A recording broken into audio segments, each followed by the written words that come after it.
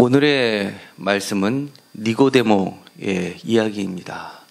이 니고데모는 3장 1절에 보면 바리새인 중에 니고데모라 하는 사람이 있으니 유대인의 지도자라 라고 소개하고 있습니다. 유대인들에게 있어서 바리새인 하면 굉장히 높은 위치에 있는 자들입니다. 바리새인들은요, 그 뒤에 설명되어 있는 것처럼 지도자라는 말은 각주에 보면 그 밑에 산헤드린 공회원 이렇게 되어 있습니다.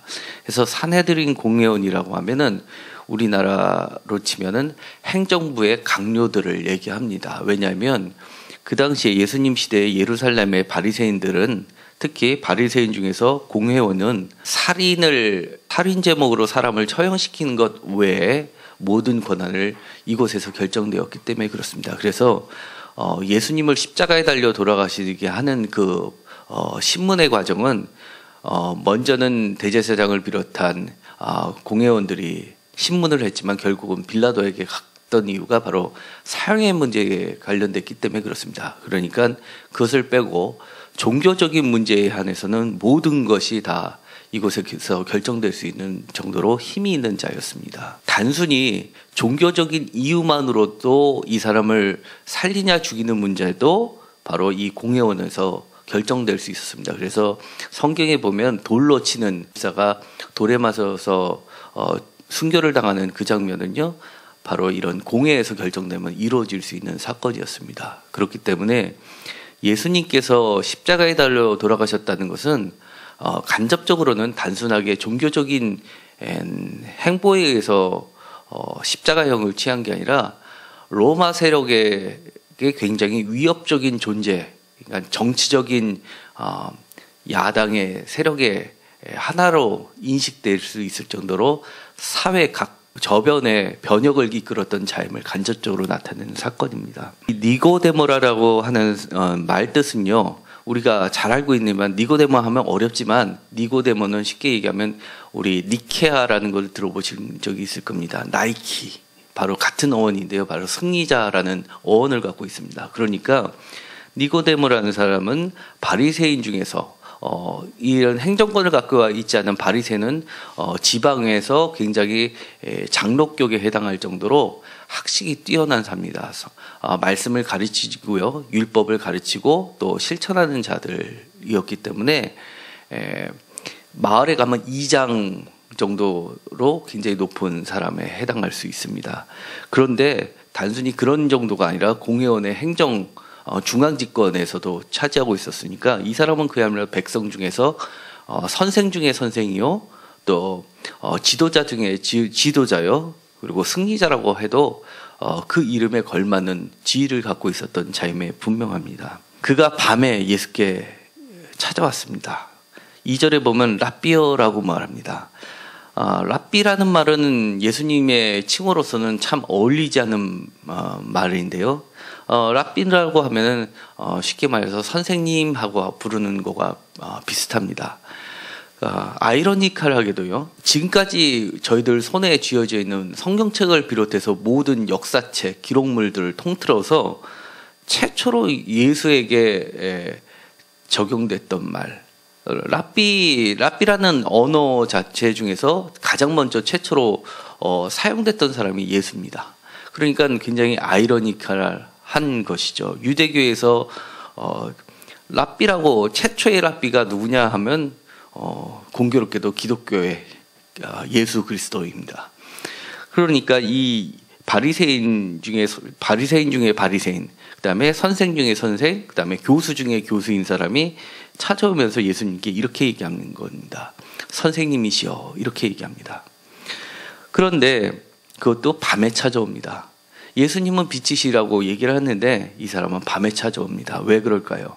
이 니고데모가 요한복음에서 3번 등장을 하는데요, 한 번은 3장에 나오고요, 또 한 번은 7장에 나오고요, 7장 50절에 나오고 그 다음에 19장 39절에 나옵니다. 그런데 이 7장 50절과 19장 39절 사이에 무엇이 나와 있냐면요, 9장에 보면은 출교 문제가 나옵니다. 그러니까 그 당시에선 예수 그리스도를 믿는 당들은, 그 다음에 따르는 무리들은 전부 유대교에서 출회를 당하면서 마을에서 내몰리던 사태가 벌어지는 상황이었습니다. 대표적으로 우리가 알고 있는 것이 실로암 사건입니다. 실로암에서 맹인을 치료하고 나니까 유대인들이 쫓아와서 따집니다.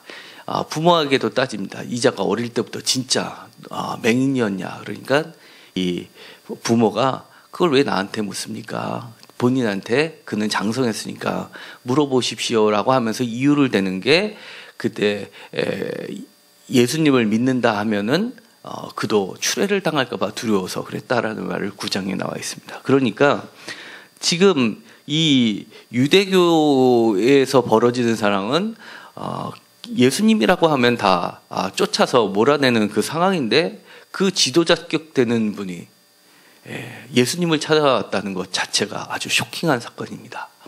그렇기 때문에 이분은 밤에 찾아왔던 겁니다. 남이 보지 않는 상황에서 몰래 찾아왔던 겁니다. 얼마나 궁금했으면 그랬겠습니까?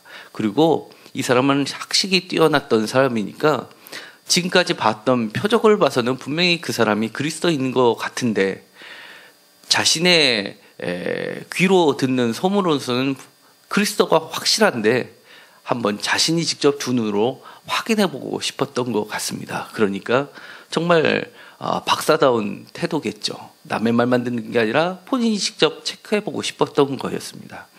그래서 밤에 찾아옵니다. 그러면서 이렇게 얘기합니다. 당신은 하나님께로부터 오신 선생인 줄 압니다. 역시 그에 걸맞는 얘기입니다. 그는 먼저 아주 뛰어난 학식이 있었으니까 안다라고 얘기합니다. 아는데 무엇을 아냐면 그분이 주님께서는 선생님이라는 것을 안다는 겁니다. 자신도 선생님인데 선생님이 더 높은 스승을 찾아왔는데 그것은 세상에서 자신이 찾을 수 있는 선생은 아무도 없다는 겁니다. 오직 그가 찾아올 수 있는 선생은 세상을 뛰어넘은 하늘에서 오신 선생님이기 때문에 자기가 왔다는 겁니다. 그렇게 와서 얘기합니다. 당신은 하나님께로부터 오신 선생님인 줄 압니다. 하나님이 함께 하시지 아니하면 이런 표적들을 할 수 없습니다. 라고 얘기합니다. 그 근거를 대는 것도 확실합니다. 2장에 보면은요, 여러 가지 가나에서 벌어졌던 사건들이 나와 있습니다. 대표적인 게 2장 1절에 나와 있는 가나의 혼인잔치입니다. 물로 포도주를 바꾸는 사건. 이거는 새 창조의 사건입니다.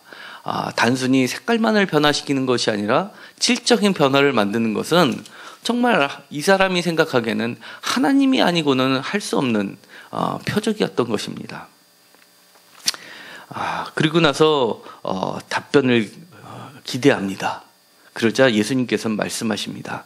진실로 진실로 내게 이른다라고 합니다. 이 진실로 진실로라는 말은 우리가 아주 잘 쓰는 말인데요. 바로 아멘, 아멘 이것을 번역한 겁니다. 확실합니다, 확실합니다 라는 뜻이고요. 그리고 우리 신약성서 중에서 특히 복음서 중에서 진실로라는 말이 나온다든지요. 이렇게 진실로 진실로라는 말을 나오면은 다른 어떤 것보다도 예수님이 직접 하셨던 말로 가장 확실한 근거를 갖고 있는 층에 속합니다. 전승층에 속합니다. 그렇기 때문에 이 말들은 진실로 진실로 뒤에 나오는 예수님의 말씀은요, 예수님을 목격한 제자들이나 그 제자들로부터 예수님의 복음에 전수받은 자들이나 변형하지 않고 그대로 토시 하나 안 틀리고 전수하는 관습들이 있었습니다. 그러니까 이 뒤에 나온 말씀은 정말로 주님께서 직접 하셨던 것으로 볼 수 있습니다. 제가 옛날에 티벳에 의료 선교를 간 적이 있었습니다. 거기 가가지고 아주 충격적인 모습을 본 게 있는데 저는 아직까지도 그거를 기억합니다. 티벳 사원에 가서 저희들 원래 이제 외부인들은 안에 안 집어넣는다고 하는데 저희들이 궁금해서 의료 선교에 갔던 분들을 안내를 해가지고 그 티벳 승려들이 공부하는 모습을 보게 한 적이 있었습니다. 그래서 이 바깥에서 봤는데요. 뭘 하나 봤더니만 요만한 조그마한 쪽지 같은 거를 하고 거기다가 티벳 글자는 굉장히 어려운데 그거를 열심히 쓰고 또 또 옆에 있는 사람은 어떻게 하냐면 그 조그마한 쪽지 엽서 같은 데다 써여진 걸 앞뒤로 흔들면서 계속 중얼중얼하면서 그걸 읽는 겁니다. 하루 종일. 그 얘기는 뭐냐면요, 필사에 수련을 하고 있는 겁니다. 그러니까 그런 사람들은 우리처럼 인쇄소에다 맡겨서 확 해서 옛부터 내려오는 그 말씀을 프린트해가지고 보는 게 아니라 그대로 글자를 그리듯이 그림을 그리듯이 그렇게 필사를 하고 토시 하나 안 들고 그렇게 읽고 반복하는 그런 모습을 수행이라고 합니다. 그러니까 이 진실로라는 말씀은 얼마나 이게 그들에게 소중하게 전해 내려왔다는 걸 우리가 간접적으로 알 수 있습니다. 어떤 말씀을 하시냐면요, 사람이 거듭나지 아니하면 하나님의 나라를 볼 수 없느니라, 이렇게 얘기합니다. 이 답변이, 니고데모의 답변이 더 재미있습니다. 사람이 늙으면 어떻게 날 수 있습니까? 두 번째 모태에 들어갔다 날 수 있습니까? 라고 답변을 합니다. 우리 같으면요, 거듭나지 아니하면 하나님 나라를 볼 수 없다, 이렇게 얘기하는데요, 갑자기 모태에 들어갑니까? 라고 답변한다는 것이 우리들 상식으로는 앞뒤가 안 맞아 보입니다. 왜 그럴까요? 도대체 이 니고데모라는 사람이 박사 맞아? 정말로 이스라엘 중에 선생 맞아? 라고 의아해하는데요, 사실은 이거는 그럴 수밖에 없습니다. 왜냐하면 거듭나지 아니하면 이런 말에 보면 3번이라고 각주가 붙어 있고요, 성경책 맨 밑에 보면 주석이 달려 있을 겁니다. 거기 보면 거듭나지를 뭐라고 표현되어 있냐면 위에서라는 말로도 되어 있다고 되어 있습니다. 그러니까 이 말은 우리나라 말로 치면 동음이어입니다. 예를 들어서요, 배, 그러면 내가 배를 먹었는데 배가 아파, 이런 거랑 비슷합니다. 먹는 배도 되지만 이 배, 소화하는 배도 됩니다. 그래서 여기서 거듭나다는 말은요, 두 가지 뜻이 있는데 발음은 똑같습니다. 아노텐이라는 말인데요, 그거는 위로라는 뜻도 갖고 있지만 다시라는 뜻도 있습니다. 예수님께서 거듭나지 아니하면 이렇게 얘기한 거는요, 다시 태어나면이라고 들을 수도 있고요, 또 듣는 사람에 따라서 말하는 사람은 한 가지를 얘기했는데 듣는 사람에 따라서는 위로부터 태어나지 아니하면 이렇게 두 가지로 들을 수가 있는 단어입니다.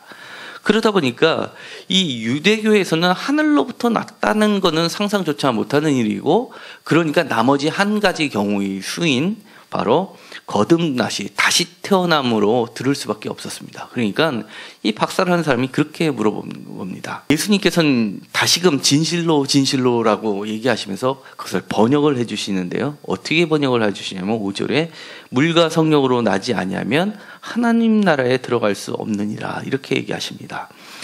그러니까 3절과 5절은 같은 뜻인데요, 하나님 나라를 볼 수 없다는 것이 하나님 나라에 들어간다는 말하고 같다는 뜻입니다. 보는 거, 이제는 하나님 나라를 보지 못하는 거는 못 볼 수도 있습니다. 하나님 나라를 봤냐라고 하면 우린 이 주변에 과연 몇 명이나 하나님 나라를 봤다고 하겠습니까? 그런데 이제는 못 봤다 하고 하면 속이라도 펴는데 그것으로 끝나는 것이 아니라 하나님 나라에 들어갈 수 없다는 겁니다. 저도 하나님 나라를 보지 못했지만 하나님 나라 보지 못하면 어때? 그런데 하나님 나라에 들어갈 수 없다고 하는 것은 심각한 문제입니다. 있을 수 없는, 내가 주님을 믿고 있는 이상은 있을 수 없는 일입니다. 유대교는 더더욱 그랬겠죠. 하나님을 믿는 사람들이 하나님 나라에 들어갈 수 없다면 어디에 들어간다는 말입니까? 아마 니고데모는 지금까지 내가 걸어왔던 생을 돌이켜보면 허탈할 수 있었을 겁니다. 내가 과연 무엇을 믿고 있었단 말인가 라는 생각이 들었을 수 있을 겁니다. 그러자 다시 한번 이렇게 말씀을 하십니다. 육으로 난 것은 육이요 영으로 난 것은 영이다 라고 하면서 바람 얘기를 하십니다. 왜 갑자기 바람을 얘기하실까요? 바람이 임으로 불매 어디서 와서 어디로 가는지 모른다 라고 얘기하시기 위해서 바람 얘기를 하십니다. 그 다음에 갑자기 성령 얘기를 또 꺼내십니다. 성령으로 난 사람도 다 그러하다. 이것으로 끝나버립니다. 도대체 그러하다는 게 무엇일까요? 모른다는 얘기입니까? 안다는 얘기입니까? 이 바람이란 거를 다시 한번 보면요, 창세기 1장에 보면은 바람이 나옵니다. 태초에 그러면서요, 수면 위에 바람이 운행하시니 원문에는 그렇게 되어 있습니다. 하나님의 영이 운행하시니라는 말은 영이라는 것은요, 바람으로 해석할 수 있고요, 숨으로도 해석할 수 있습니다. 그래서 요한복음에 보면 예수님께서 부활하셔서 다시금 제자들에게 나타내서 뭐를 주시냐면 숨을 주십니다. 다른 말로 하면 바람을 부시기도 하고요, 성령을 주시는 겁니다. 그러니까 이 바람은 마찬가지로 하나님의 영이기도 하고요, 그리스도의 영이기도 하고 성령이기도 하십니다. 그러니까 성령이라는 것은요, 이렇다는 겁니다. 도대체 바람이 불듯이 어디서 와서 어디로 가는지는 모르지만 바람이라는 것은 분명히 존재한다는 건 누구나도 안다는 사실입니다. 바람이 불면 시원하고요, 바람이 심하게 불면 비가 오고요, 이렇게 바람은요 분명한 것입니다. 그렇기 때문에 성령으로 난 사람은 바로 바람이 부는 것처럼 분명하다는 겁니다. 성령으로 난 사람은 또한 어디서 와고 어디로 가는지를 압니다. 바로 니고데모 얘기가 바로 7장 50절에 나오는데요. 니고데모가 그들에게 말하되 우리 율법은 사람의 말을 듣고 그 행한 것을 알기 전에 심판하느냐 하면서 예수님을 구출해냅니다. 어떤 구출이었냐면요, 그 전에 25절부터 논쟁들이 나오는데요, 제목이 달려있죠. 예수를 잡고자 하나, 이런 말이 있습니다. 이거는 바로 이제 그 전에 여러 가지 사건들이 있어서 예수를 죽이려고 하는 그런 장면입니다. 여기서도 보면은 29절에 보면 나는 아노니 안다 모르다가 계속 반복되고요, 그 다음에는 35절에 보면은요, 어디로 가기에, 그러면서 이 사람들은 예수님께서 어디로 와서 어디로 가는지를 모른다는 얘기가 반복이 됩니다. 그러니까 그 니고데모 얘기가 다시금 나오는 그 장면은요, 이 3장에서 먼저 서막을 깔고 있는 겁니다. 여기서도 바람처럼 어디서 가는지, 유대인들은요 어디서 와서 어디로 가는지를 모르지만요, 예수님께서는 하나님으로부터 와서 다시금 하나님으로 가는 거고, 또 성령이 우리에게 와서 우리로 하여금 다시 하나님께로 이끌게 만드시는 것을 알려주시는 겁니다. 11절에 보면 아는 것을 말하고 본 것을 증언한다라고 하면서요, 너희는 하늘의 일을 말하면서 어떻게 믿겠느냐라고 하면서 새로운 차원으로 우리를 이끌고 가십니다. 마치 바람이 불면은요 물결이 움직이고요, 그것이 조금 움직여서 새로운 물결을 일으키는 것처럼 이렇게 새롭게 우리를 만드시고 계십니다. 그러면서 이제는 아는 것, 지식의 차원에서요 믿음의 차원으로 바꿔놓으십니다. 16절에 보면요, 믿는 자마다 영생을 얻게 하십니다 라고 되어 있습니다. 그렇습니다. 이제는 믿음의 차원에서 영생의 차원으로 또 한 차원 더 높여주십니다. 그러면서 주님은 자기 자신을 이렇게 말씀하십니다.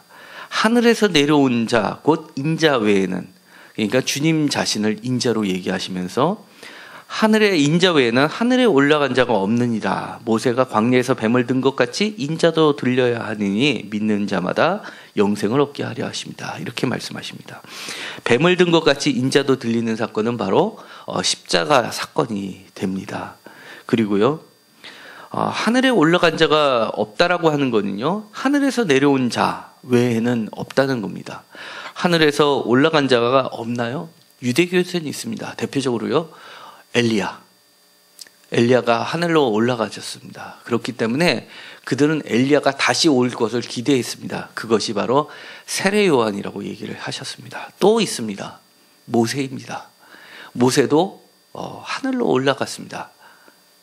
그렇지만 그가 다시 올 것을 기대했습니다. 그것이 바로 출애굽기 18장에 나오면 너와 같은 선지자를 다시 보내겠다는 하나님의 약속이셨습니다. 그래서 그 선지자라는 말을 예수님께 적용을 합니다. 더가 붙습니다. 선지자 베크라는 말을.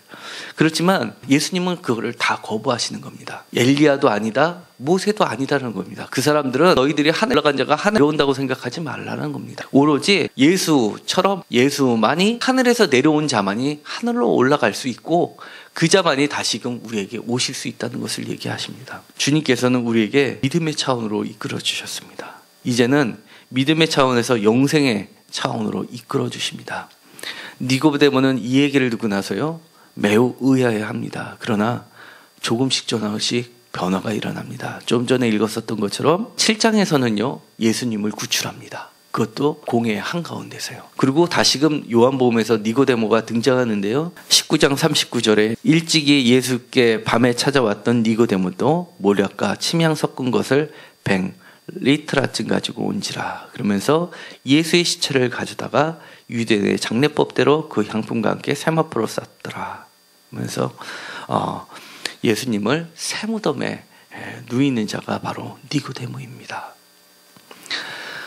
이렇게 밤에 찾아왔던 니고데모, 빛이신 예수님을 만나서 성령이라는 새로운 존재를 듣게 됩니다.